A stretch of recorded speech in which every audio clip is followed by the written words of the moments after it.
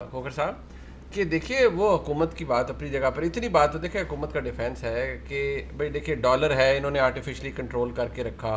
अभी उन्होंने कहा हमने कर्जे वापस किए, कोविड की वजह से दुनिया की मईशतें सुकड़ गई, पाकिस्तान ने फिर भी सर्वाइव किया, बड़ी बेहतर मैनेजमेंट हुई, हमारी इंपोर्ट लेड इकॉनमी है, एक्सपोर्ट लेड नहीं है। ये कुछ ऐसे डिफेंस हैं जो कि शायद आम आदमी को तो समझना है, लेकिन अगर पढ़ी लिखी गुफ्तगू की जाए, बहुत ही पढ़ी लिखी, तो उसमें इनका आर्गूमेंट के अंदर जान मौजूद है। देखें, आपने दुरुस्त कहा कि एक आम आदमी तो ये ऑफ कोर्स ये जो उसको तो इम्प्रेस नहीं आर्गुमेंट्स है ये तो उसकी समझ में नहीं आते। उसकी समझ में तो ये चीज़ आती है कि उसके लिए आज का दिन और आज का महीना ये कितना मुश्किल उसके आज का दिन भी इनफैक्ट एग्जैक्टली क्योंकि जो दिहाड़ीदार तबका है, ऐसे ही है। उसने अगर 1000 रुपया दिहाड़ी उसको मिलनी है, अगर उसको काम मिल गया तो उसके बाद उसने ये फैसला करना है कि उसमें से उसने कितने पैसे बचाने हैं जो अपने किराए के लिए उसने रखने, कितने पैसे उसने किचन के लिए अपने खर्चे के लिए चलाने और कितने पैसे उसने बचा के अपने आगे अपने खर्चे पूरे करने।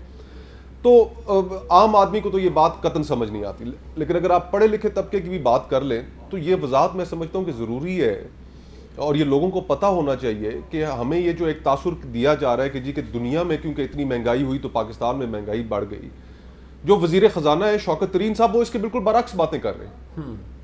शौकत तरीन साहब ने इंटरव्यू दिया एक अखबार को और उन्होंने कहा कि जी IMF से जब हमने गुफ्तगू शुरू की तो उन्होंने 2 प्रायर कंडीशंस लगाई। एक उनकी प्रायर कंडीशन ये थी कि तेल महंगा करके आओ हमारे पास, और दूसरी प्रायर कंडीशन ये थी कि बिजली की कीमत महंगी करके आओ। ये 2 चीजें करके हमारे पास आना तो हम तुम्हें फिर अगली और वो ये करके गए और वो ये करके गए। लेकिन अभी कहानी यहाँ पर खत्म नहीं होती। आज बिजनेस रिकॉर्डर में हेडलाइन थी, मुख्तलिफ और अखबार किया हुआ है जी कि बिजली 4 रुपए फी यूनिट मजीद महंगी करने की तैयारियां मुकम्मल हो गई हैं। फिर दूसरा, मुझे एक वजीर साहब से प्राइवेटली गुफ्तगू हो रही थी, उन्होंने कहा आज आपके अखबार में भी फ्रंट पेज पे खबर थी कि एक इजलास में वज़रा फट पड़े। उन्होंने कहा कि आने वाले वक्त में कई इजलासों में फटते हैं, कई हमारे ऐसे दोस्त हैं वो हमारे सामने आगे फटते हैं। मुनीब भाई, जिन्होंने जाहिर बात है हल्कों में जाना है, जिन्होंने लोगों को मिलना है, इलेक्टेड बंदे का तो प्रॉब्लम है। 30 रुपए फी लीटर अभी मजीद इजाफा आने वाला है। या तो हमारी बहन यहाँ पे हमारी मौजूद है, बड़ी हमारे लिए रिस्पेक्टेबल है, काबिल एहतराम है, या हुकूमत का कोई भी तर्जुमान 30 रुपए अभी अगर 4 रुपए फी यूनिट बिजली महंगी मजीद होती है और उसका आप देख लें कि उसका क्या इफेक्ट आना है। 2 चीजें हैं, एनर्जी प्राइस के बिजली आपकी महंगी हुई, पेट्रोल आपका महंगा हुआ, डीजल महंगा हुआ, सारी चीजें इससे आपकी सारी इकोनॉमी जो है एक इन्फ्लेशन, उसमें इन्फ्लेशन में चली जाती है।